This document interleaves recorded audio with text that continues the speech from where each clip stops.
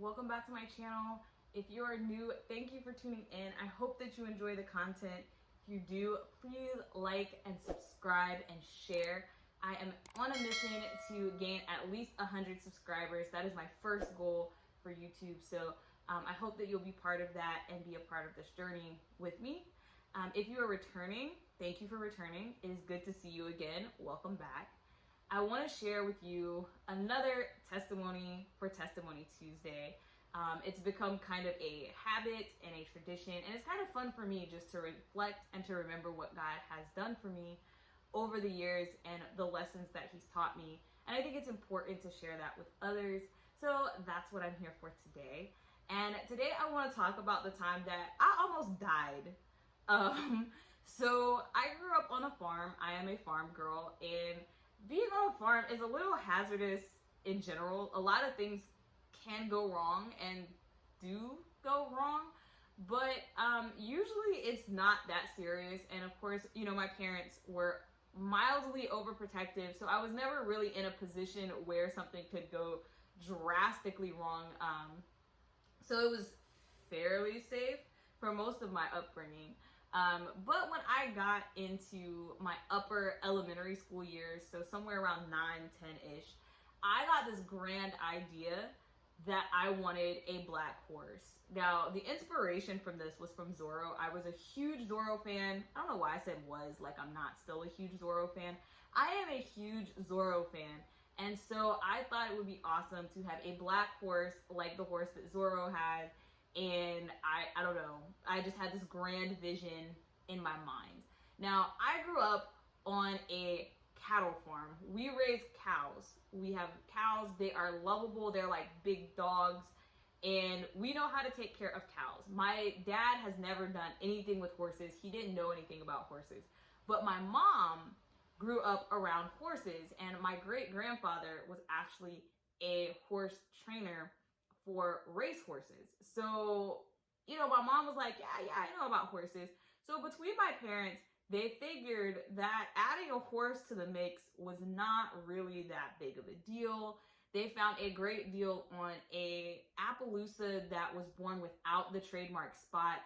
I'll insert here a picture of an Appaloosa because I don't think I actually have a picture of the horse herself.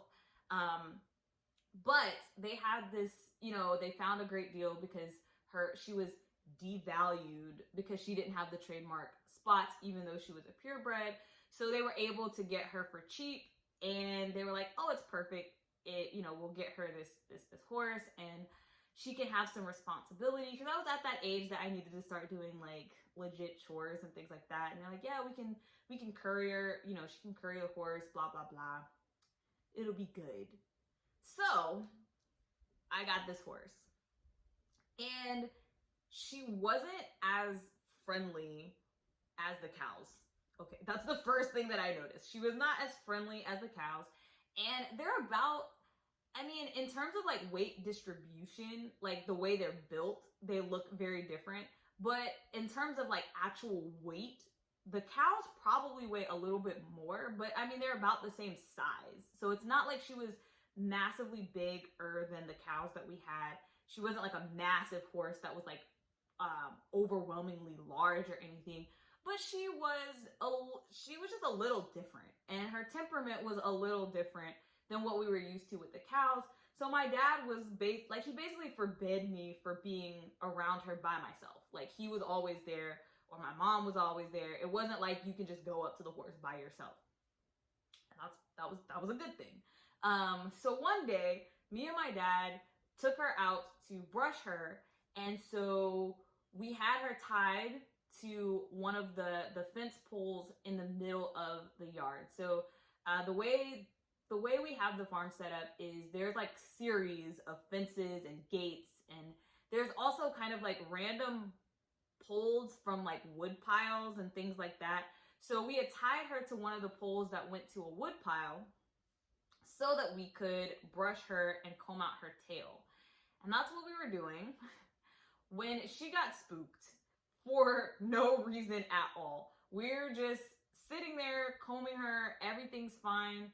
And I think my dad might have dropped the comb and it fell into the dirt. And so there was like a light thud of the sound of the comb hitting the dirt.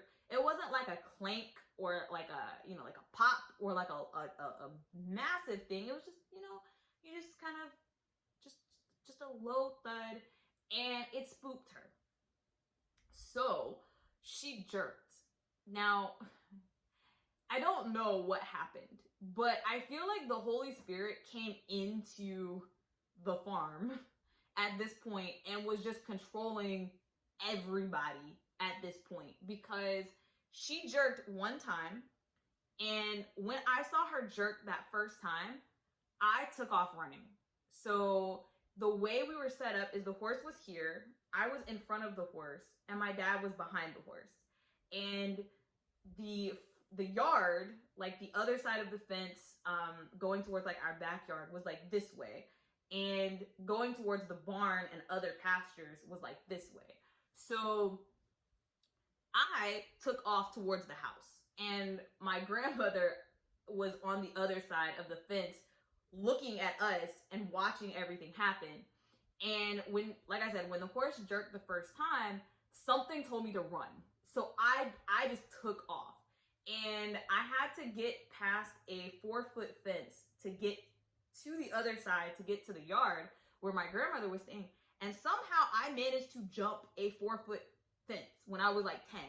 Guys, I could not do that to save my life when I was in high school. There was no way I would have been able to do that. I was not on a track team, but in that one instance, I was flying. So I ran straight towards my grandmother, and her eyes, I remember looking at her, and her eyes were just getting bigger and bigger, and I was just running. And I didn't know what was happening behind me. Like I said, something just said run. And so apparently when I took off, she jerked a second time. Now, I guess she was jerking that second time as I was taking off. And so the second time she jerked, she actually managed to pull the entire pole out of the ground. So this was a 5-6 foot long pole that was probably a good 6-7 inches round. This was a massive pole, and she took off running with this pole tied to her and trailing behind her. And so it was just like spinning and floating in the air behind her. And when I cleared the fence, the pole hit the fence literally as my foot was leaving the top. My foot grazed the top of the fence. And that's Bubbles playing in the background. Please ignore her. So I managed to get over this fence right before she hit it with this pole. And so when I looked back, she's running through the yard. Pole is behind her, just spinning out of control. It could hit her. It could break her legs. It could tear out all of our other fences. It could hit some of the other animals. It could hit my dad, who is literally locked in the exact same spot he was when I took off running. And he's standing in the middle of the yard like, what do I do? What do I do? And so he was like completely frozen, and none of us knew what to do. We were like, she's gonna kill herself, and everybody out here, what is wrong with her? And, we were kind of just stuck like that for, I don't know, it couldn't have been that long. But eventually she just stopped. And, the pole, stopped, and we were able to get the pole off of her and detach her and calm her down and put her back in the stables. But it was insane. Like, I was terrified. I did not go back near this horse for a long time. I was actually scared of horses for a long time. Luckily, we ended up getting another horse later who was much tamer and much calmer.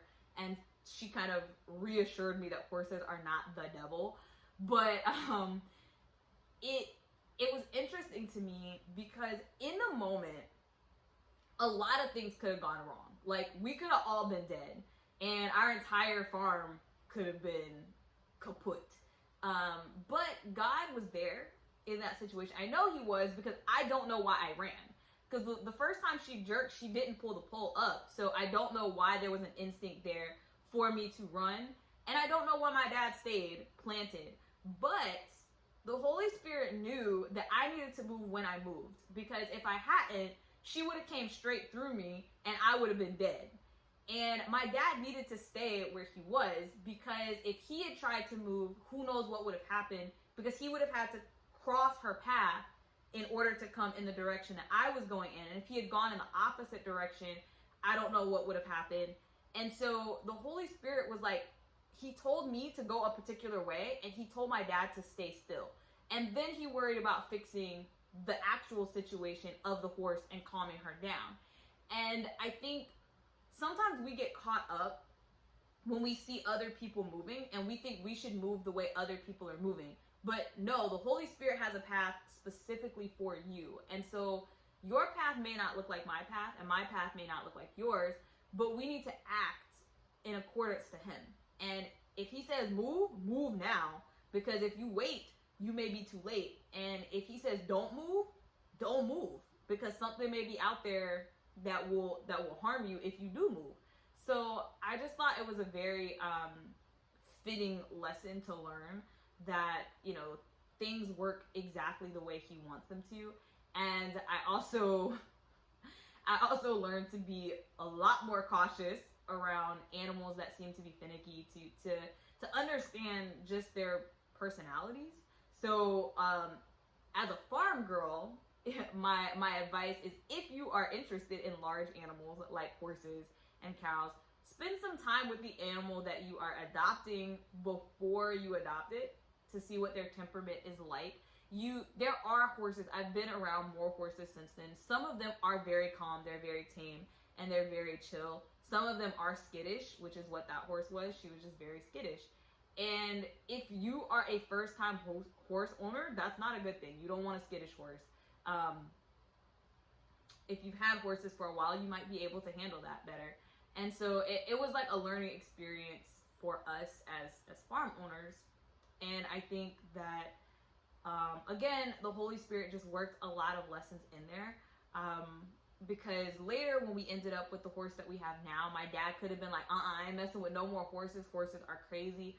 But he didn't really hold that against the new horse, and it has worked fine, which is another lesson in and of itself. So I just wanted to come on and share that story and those experiences, in case they will help somebody with something they're going through right now. Just, you know, bottom line, if the Holy Spirit is telling you to move, move. If the Holy Spirit is telling you to stay, stay. Don't worry about what everybody else is doing. And so with that being said, I hope you have a great rest of the week. Please let me know what God has been doing for you lately, what you've learned. And as always, stay tuned, and I will see you guys next week. Bye.